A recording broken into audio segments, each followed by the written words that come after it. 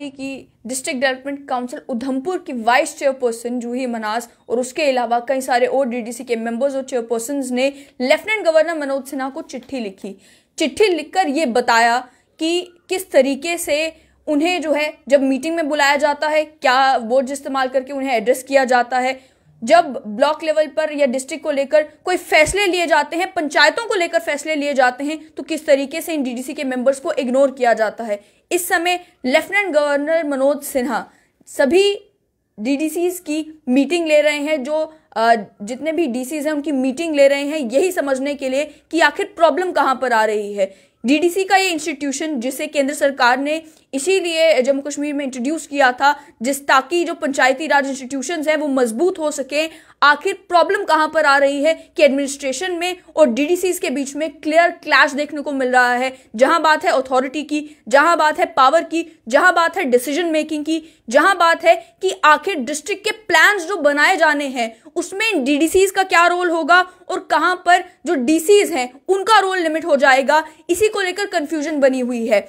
मेरे साथ है स्टेट लाइन के मैनेजिंग एडिटर सैयद जुनैद हाशमी। हमारे पास जो पंचायती राज कानून है वो क्या कहता है ये समझने की कोशिश करेंगे और समझने की कोशिश करेंगे कि जो कुछ जम्मू कश्मीर में हो रहा है डीडीसीज के साथ क्या उसकी इजाजत है। तो सबसे पहले यही समझना चाहूंगी कि जिस तरीके से मीटिंग बुलाई जाती है डीसी के द्वारा, उसमें डीडीसीज को कहा जाता है कि आप इस समय जो है पहुंच जाइए। क्या ये अधिकार डीसीज के पास हैं कि वो इस तरीके से डीडीसी के किसी चेयरपर्सन को या वाइस चेयरपर्सन को या मेंबर को बुलाएं?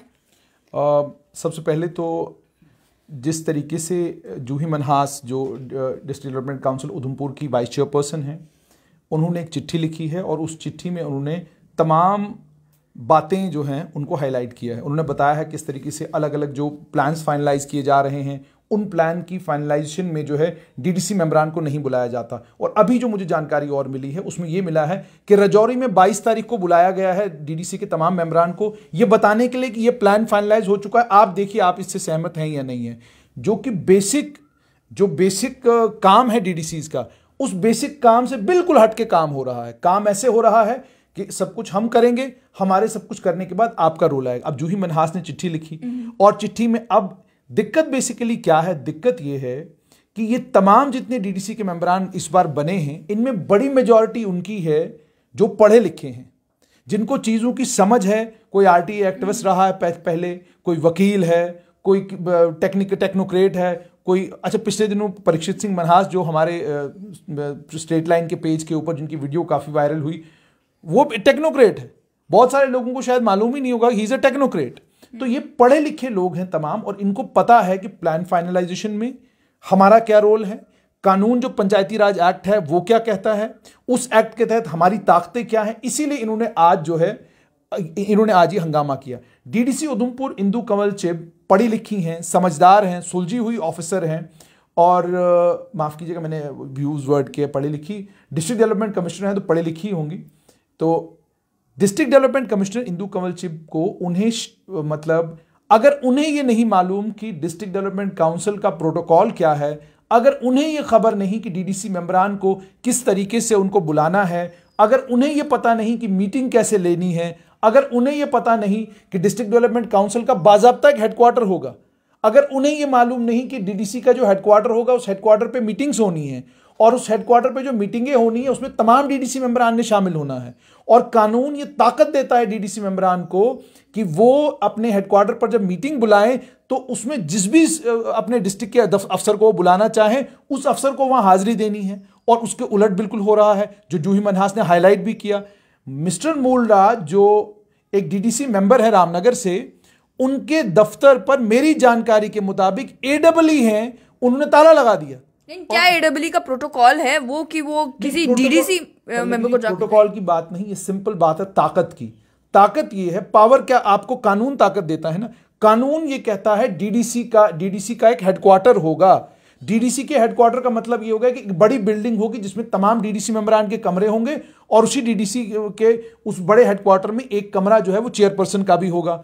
लेकिन यहां डीडीसी की हालत ये है कि रामनगर 1 से जूही मन्हास की उस चिट्ठी के मुताबिक एक डीडीसी मेंबर को कमरा पहले डीसी साहिबा दे देती हैं और कमरा देने के बाद एक AEE आकर उस कमरे पर ताला लगा देता है और इससे कहता है कि आप एक काम कीजिए, जाइए डीडीसी साहब से बात कीजिए, वो कहेंगे तो मैं कमरा खोल लूंगा। यानी साफ तौर पर ये कि अभी भी बाबू लोगों को ये समझ नहीं आ रहा कि हम एक इलेक्टेड लोकतंत्र हैं, एक इलेक्टेड डेमोक्रेटिक सेटअप में काम कर रहे हैं, और इस इलेक्टेड डेमोक्रेटिक सेटअप में डीडीसी मेंबरान का एक रोल है। और ये एक्ट, पंचायती राज एक्ट, उनको कुछ ताकतें देता है, जिन ताकतों के कारण ही आज जूही मनहास ने लेफ्टिनेंट गवर्नर को चिट्ठी लिखी, जिसके नतीजे में आज लेफ्टिनेंट गवर्नर मनोज सिन्हा ने तमाम डिप्टी कमिश्नर्स को कहा कि आप फौरन जो है ऑनलाइन आ जाइए, और एक मीटिंग जो है तमाम डिप्टी कमिश्नर्स के साथ हो रही है, जिसमें डिस्ट्रिक्ट प्लान फाइनलाइजेशन को लेकर उनसे जानकारी ली जा रही है कि आप डीडीसी के मेंबरान को कितना इसमें शामिल कर रहे हैं,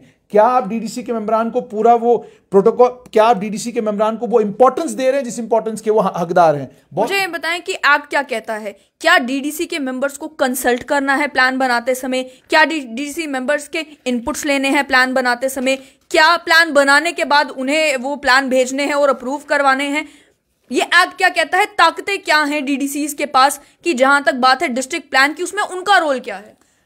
ये सेक्शन 46 है पंचायती राज एक्ट की। इसमें यह कहा गया है, in addition to function specified in schedule 3, schedule 3 भी मेरे पास है, शेड्यूल 3 में जो फंक्शंस बताए गए हैं इन पंचायती राज इंस्टीट्यूशंस के तमाम मेंबरान के, उसमें क्लॉज 1 में सब्स्टिट्यूट किया गया, to consider and guide the formulation of developmental programs for the area of the district under its authority and indicate priorities for various schemes and consider issues relating to speedy development and economic upliftment of the area of district under its authority. District Development Council के लिए कहा गया to consider, एक तो consider करना है, और उसके बाद जितने भी डेवलपमेंटल प्रोग्राम उन्होंने कोई डेवलपमेंटल प्रोग्राम डिस्ट्रिक्ट एडमिनिस्ट्रेशन ने बनाया है, उसको भी कंसिडर डिस्ट्रिक्ट डेवलपमेंट काउंसिल करेगी। उसके बाद जो डेवलपमेंटल प्रोग्राम बनेंगे उसमें गाइडेंस सारी इनकी होगी। यानी साफ तौर पर यह कि जो डेवलपमेंटल प्रोग्राम जब आपने बनाना है, तो ये डेवलपमेंटल प्रोग्राम बिना डीडीसी की गाइडेंस के नहीं बनेगा। For the area of the district under its authority, जितना एरिया डिस्ट्रिक्ट का इनकी अथॉरिटी में आता है, डीडीसी की अथॉरिटी में आता है। मतलब जिस संभाग का, उधमपुर में रामनगर 1 में कोई भी अगर डेवलपमेंटल प्लान बनेगा, वो डीडीसी मेंबर की गाइडेंस के साथ, उसकी कंसिडरेशन के साथ बनेगा। और number 2, indicate priorities for various schemes, अलग अलग केंद्र की स्कीम है, सरकार की स्कीमें हैं, उन स्कीमों में किस स्कीम में किस चीज को प्रायोरिटी देनी है, यह भी डीडीसी मेंबर बताएगा। यह भी डीडीसी मेंबर के बताए बगैर आप नहीं कर सकते। एडब्ल्यू नहीं बताएगा, एक्सीएन नहीं बताएगा, डीसी नहीं बताएगा। बताएगा कौन? कि आपको डीडीसी मेंबर बताएगा कि अलग अलग स्कीम्स में प्रायोरिटी एंड कंसिडर इश्यूज, और उसके बाद जो इश्यूज रेज करेंगे अलग अलग अफसर कि जनाब डेवलपमेंट के लिए और इकोनॉमिक अपलिफ्टमेंट जो आपके डिस्ट्रिक्ट के इस एरिया की करनी है, इसमें हमको ये दिक्कतें आ रही हैं। मिसाल के तौर पे फला आदमी जी हमें रोड नहीं दे रहा, फला आदमी जी सड़क जो जा रही है वहां से उसका बीच में थोड़ा सा एरिया आ रहा है, आप उससे बातचीत करिए। तो और जो इश्यूज, अफसरों को जो दिक्कतें आएंगी वो भी डीडीसी मेंबरान सुनेंगे, लेकिन डीडीसी मेंबरान का ये रोल। फिर क्लॉज 2 बताया गया, to review periodically progress and achievements of developmental plans. Periodically आपके डेवलपमेंट प्लान में प्रोग्रेस कितनी की आपने अचीव क्या कुछ किया, and scheme and make recommendations to the government. District development council के पास यह ताकत है कि वो गवर्नमेंट को, डिस्ट्रिक्ट डेवलपमेंट कमेटी को, ब्लॉक डेवलपमेंट काउंसिल को, हल्का पंचायत को रिकमेंड कर सकता है, देखिए यहां ये करना है, ये करिए, ये करिए, ये करिए। ये रिकमेंडेटरी बॉडी भी है।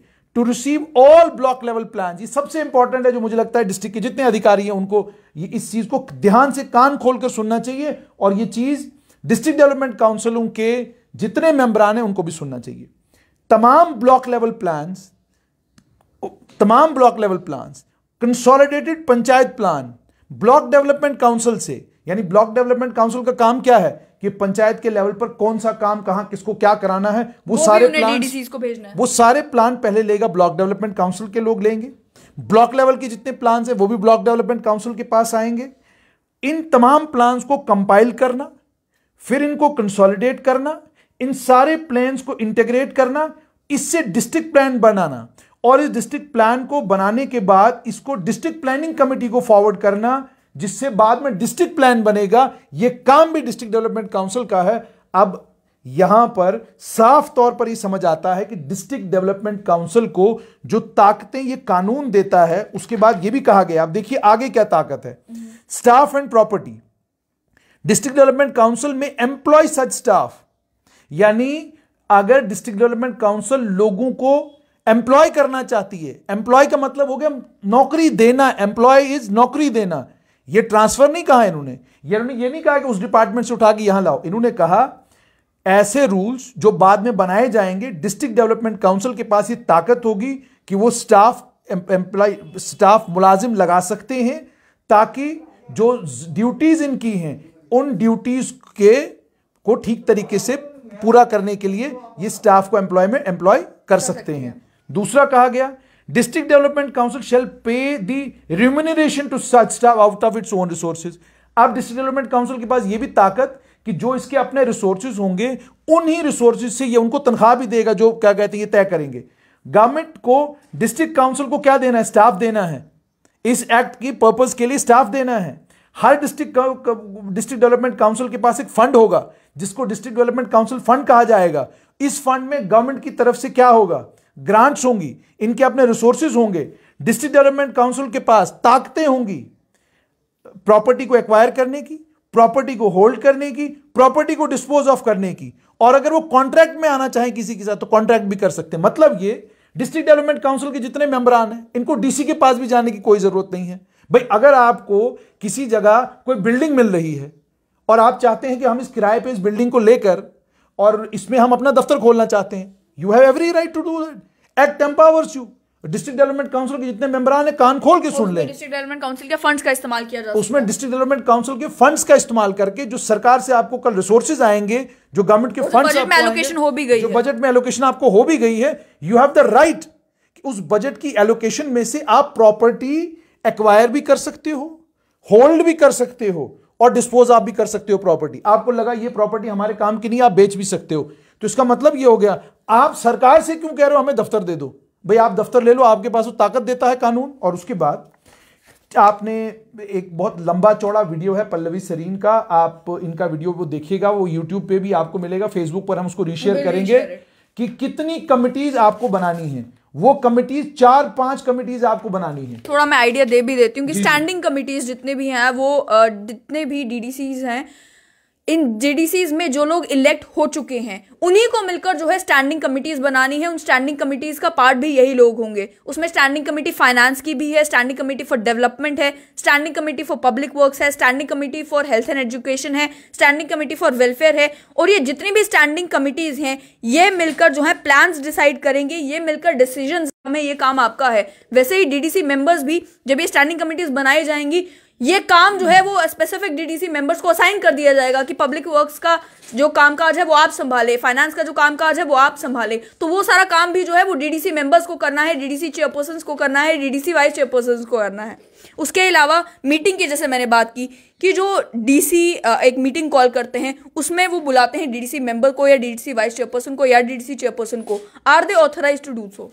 देखिए, जहाँ तक डिस्ट्रिक्ट डेवलपमेंट कमिश्नर का ताल्लुक है, अगर हम इस कानून को देखें तो कानून में एक जगह पर जो है वो जिक्र है, वो कानून ये कहता है कि जिस समय डिस्ट्रिक्ट डेवलपमेंट काउंसिल को लेकर कानून ये कहता है, कानून की अगर मैं बात करूं तो डिस्ट्रिक्ट डेवलपमेंट काउंसिल को 4 मीटिंग्स एक साल, एक फाइनेंशियल ईयर में करनी है। एक क्वार्टर में कम से कम 2 मीटिंग्स होनी चाहिए, एक ऑर्डिनरी और जनरल मीटिंग। और हर मीटिंग जो जनरल डिस्ट्रिक्ट डेवलपमेंट काउंसिल की होगी वो डिस्ट्रिक्ट डेवलपमेंट काउंसिल के हेडक्वार्टर पर होगी। साफ तौर पर यह कि हर मीटिंग डिस्ट्रिक्ट डेवलपमेंट काउंसिल की डिस्ट्रिक्ट हेडक्वार्टर पर होगी। और पहली मीटिंग जो है 1 महीने के बनने के 1 महीने के अंदर अंदर आपने मीटिंग करनी है। अब 1 महीने से ज्यादा का समय डीडीसी को बने हुए हो गया, हेडक्वार्टरों को पता ही नहीं तो मीटिंग कहां से करेंगे ये लोग। इसीलिए परीक्षित जो रोना उस दिन रो रहे थे, बिल्कुल सही रो रहे थे कि जनाब हमको आपने ताकतें तो बहुत दे दी, वारंट ऑफ प्रेसिडेंस भी हमको मिल गया, लेकिन जो प्रैक्टिकल कुछ है वो कुछ भी नहीं है। उसके बाद 10 दिन का नोटिस इस मीटिंग के लिए देना है, 7 दिन का कम से कम आपने नोटिस इस मीटिंग के लिए देना है। चेयरपर्सन जब चाहे जिस वक्त चाहे रिटर्न रिक्वेस्ट पर 1/3 of the total number of the members और किसी भी डेट पर 15 दिन के अंदर अंदर एक स्पेशल मीटिंग भी बुला सकता है। 1/2 of total members of district development council shall form quorum. अगर 1/2 है तो कोरम हो गया। हर मीटिंग में चेयरपर्सन प्रिजाइड करेगा। अगर वो एब्सेंट है या ऑफिस ऑफ चेयरपर्सन वैकेंट है उसमें वाइस चेयरपर्सन करेगा। अगर चेयरपर्सन और वाइस चेयरपर्सन दोनों नहीं हैं, मेंबर्स जो हैं वो अपने में से एक को इलेक्ट करके मीटिंग कर सकते हैं। सारे क्वेश्चंस में वोटिंग के साथ डिसाइड किए जाएंगे। प्रोसीडिंग्स जो है बाज़ाब्ता रिकॉर्ड की जाएंगी। रेजोल्यूशन जो डिस्ट्रिक्ट डेवलपमेंट काउंसिल का मीटिंग, डिस्ट्रिक्ट डेवलपमेंट काउंसिल की मीटिंग में जो रेजोल्यूशन पास होता है, ठीक है, 10 दिन के अंदर अंदर वो सरकार को भेजना है। और किसको भेजना है? सरकार को।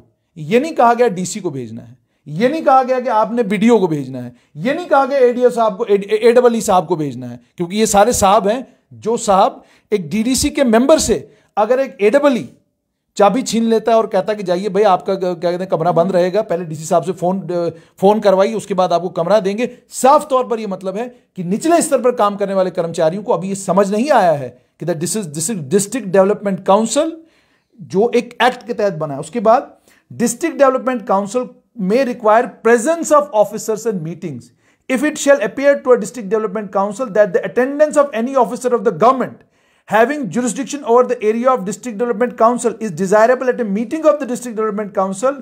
The chief executive officer shall by a letter addressed to such officer not less than 15 days before the intended meeting request the officer to be present at the meeting, provided that the officer on receipt of such letter may, if for any reasonable cause unable to present there, instruct is deputy और others. साफ तौर पर यह कि district development council अगर चाहती है कि कुछ ऑफिसरान भी वहां मीटिंग में होने चाहिए, तो यह चीफ एग्जीक्यूटिव ऑफिसर को, अब आप ये हिसाब लगाइए, इस केस में चीफ एग्जीक्यूटिव ऑफिसर कौन होता है? आपका डिस्ट्रिक्ट डेवलपमेंट कमिश्नर। तो डीडीसी के चेयरपर्सन को डीसी को कहना है कि जनाब ऑफिसर की जरूरत है, मीटिंग में भेजें। सीओ साहब, हमें इस अफसर की जरूरत है, आप इसको हमारे यहां मीटिंग में भेजिए। तो आप खुद रुतबा देखिए कि लोकतंत्र डीडीसी के मेंबर को, डीडीसी के चेयरपर्सन को कहां बिठा रहा है। यानी यह नहीं कहा कि डीसी साहब फोन लगा के पूछेंगे जनाब किसी को बुलाना तो नहीं है, चेयरपर्सन फोन करेगा, ऑपरेटर को फोन नहीं करेगा, पीए को नहीं करेगा, डीसी के पीआरओ को नहीं करेगा, डीसी के सीधा डीसी को फोन लगाएगा और फोन पर बात करके पूछे कहेगा कि फला अफसर की हमें जरूरत है, आपसे गुजारिश है कि उस अफसर को कहिए कि हमारे दफ्तर में क्या हो जाए, मीटिंग में पेश हो। डीसी, और जब ये इसको प्रैक्टिकली जब आप इंप्लीमेंट करेंगे तो कैसे होगा? डीसी साहब एक चिट्ठी निकालेंगे, एक्शन फलाना फलाना फलाना फलाना फलाना फलाना जी, आपसे गुजारिश की जा रही है कि डिस्ट्रिक्ट डेवलपमेंट काउंसिल के चेयरपर्सन आपको अपने दफ्तर में बुला रहे हैं, फौरन पेश हो जाइए।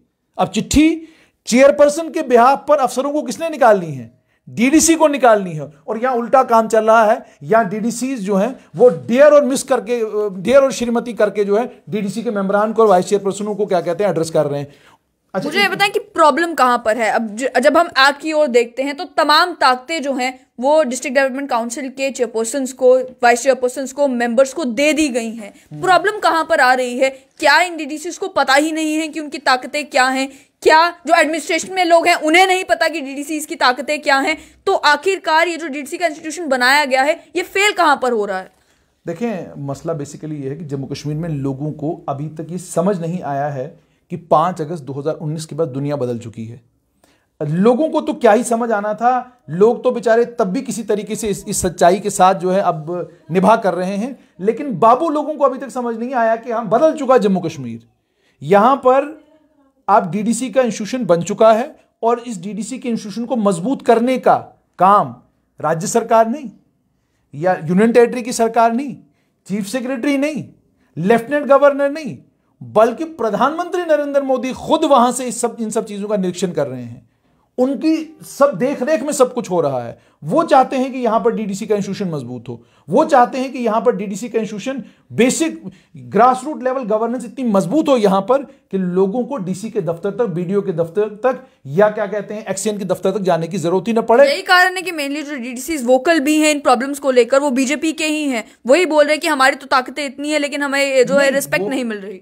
पल्लवी जी, वोकल सभी हैं, वोकल सभी है, लेकिन मीडिया में हम लोग जितने भी पत्रकार लोग हैं, हमको शोर ज्यादा बीजेपी वालों को सुनाई देता है, क्योंकि वो सत्ता में है तो हमें मौका मिल जाता है फौरन कहने का, देखो जी बाकियों की बात छोड़ो, ये तो सत्ता में है, ये लोग खुद इतना रोना रो रहे हैं। तो ये इसलिए, अदरवाइज शोर तो सब कर रहे हैं। नेशनल कॉन्फ्रेंस के लोग शोर कर रहे हैं, कांग्रेस के लोग सब शोर कर रहे हैं।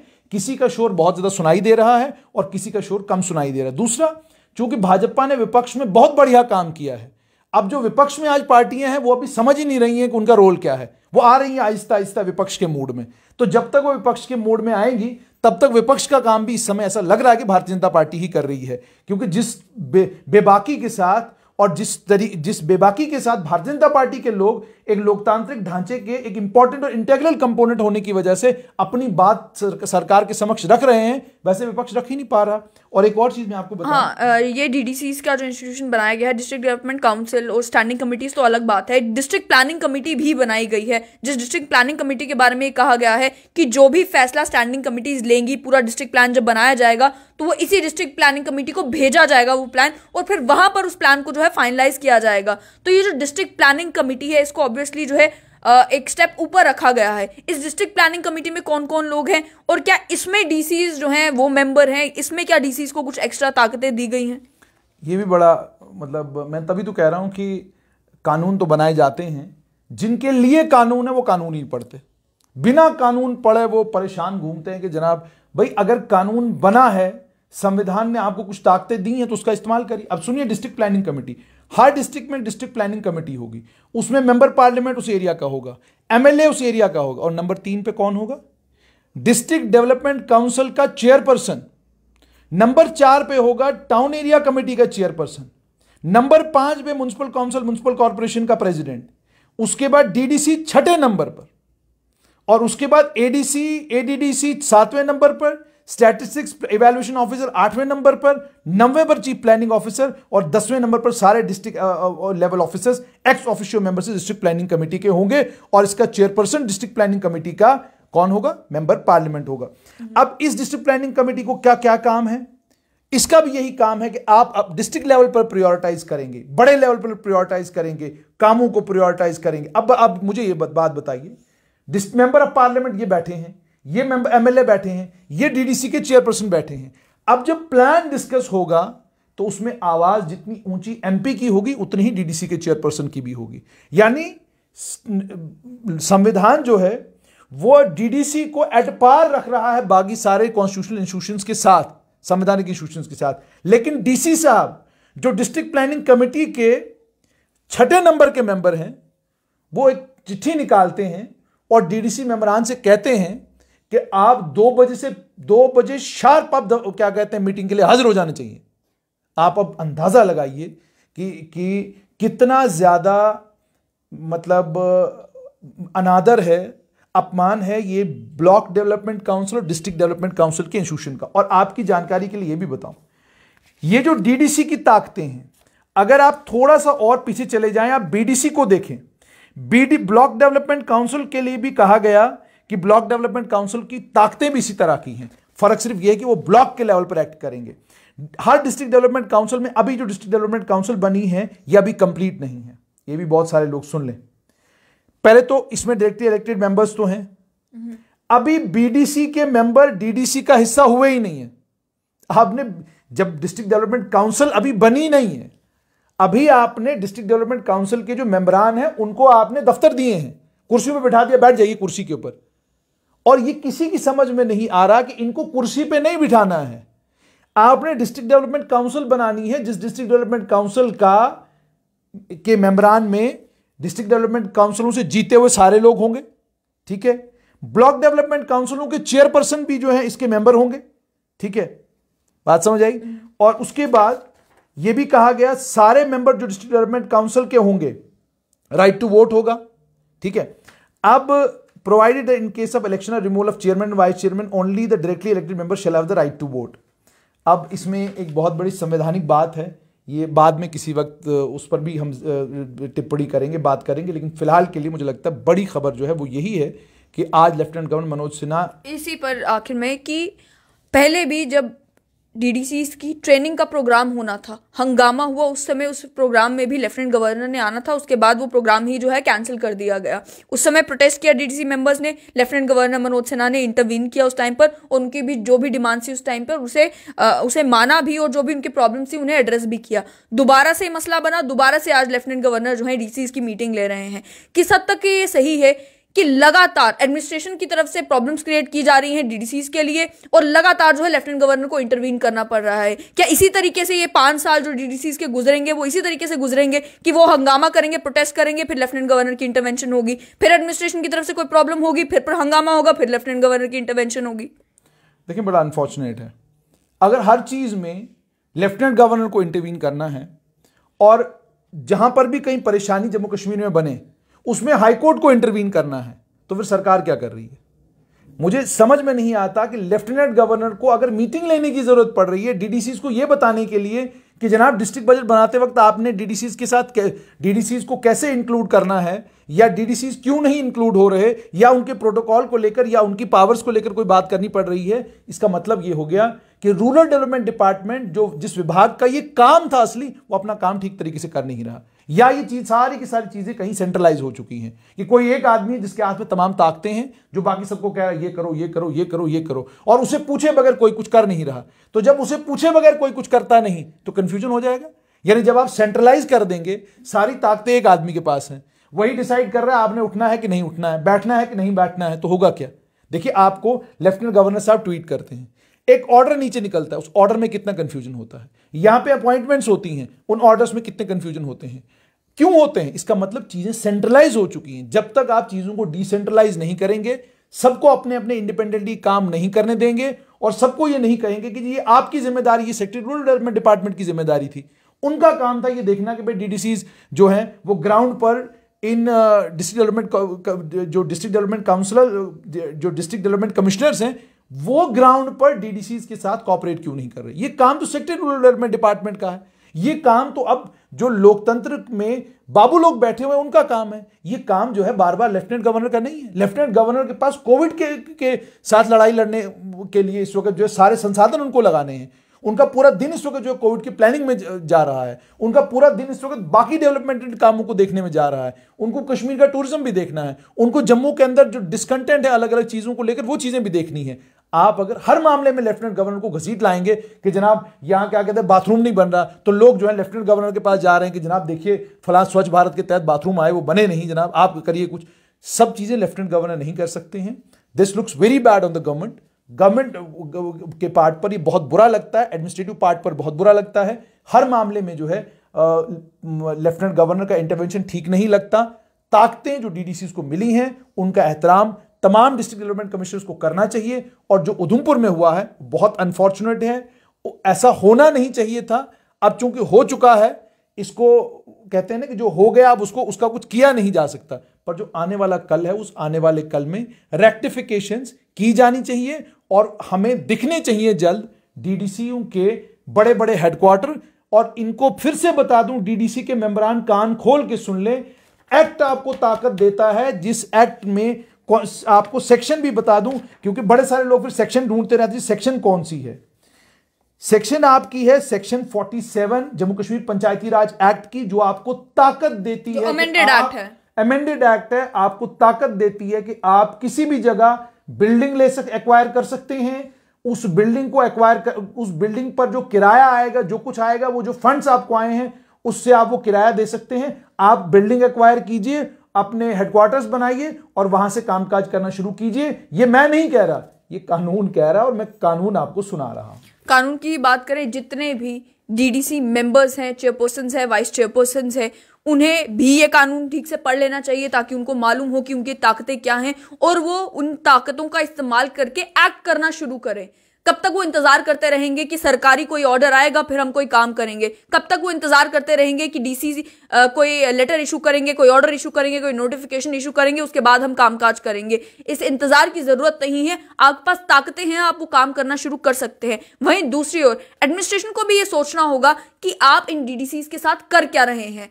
आपको ये समझना होगा कि ये जो इंस्टीट्यूशन बनाया गया है डीडीसीज का, इन्हें क्या पावर, क्या इंपॉर्टेंस जो है वो दी गई है केंद्र सरकार के द्वारा, क्योंकि अमेंडमेंट्स भी जो है वो केंद्र सरकार ने लाई हैं। तो ये जो ताकतें दी गई हैं इसका सम्मान भी करना है और इसे एक्सेप्ट भी करना है। जब आप डिस्ट्रिक्ट लेवल के प्लान्स बनाने के बारे में सोच रहे हैं, जब आप पंचायतों को लेकर कोई भी डिसीजन ले रहे हैं, तो उसमें पूरा योगदान जो है वो डीडीसीज का होना चाहिए। और मामला ये है कि डीडीसीज को वो प्लान बनाने हैं और उसके बाद सरकार को वो प्लान भेजने हैं कि ये सारी हमारी प्रायोरिटीज हैं, हमारे एरियाज में इन स्कीम्स को इंप्लीमेंट करने की जरूरत है, इन जगहों को प्रायोरिटाइज करने की जरूरत है, क्योंकि ये चीजें बेहतर यही इलेक्टेड रिप्रेजेंटेटिव्स जानते हैं जिन्हें वोट मिले हैं उन एरियाज से, जो उन एरियाज में घूमे हैं। और कई सारे वीडियोस आप भी सोशल मीडिया पर देखते होंगे कि यही डीडीसी के मेंबर्स, चेयरपर्सन, वाइस चेयरपर्सन अपने एरिया में घूमते हैं और बताते हैं कि यहां पर यह दिक्कत है, यहां पर यह दिक्कत है, यहां पर यह दिक्कत है। वो सारी दिक्कतें जो है वो इन्हें इंक्लूड करनी है उस प्लान में, उसके सोल्यूशंस ढूंढने हैं।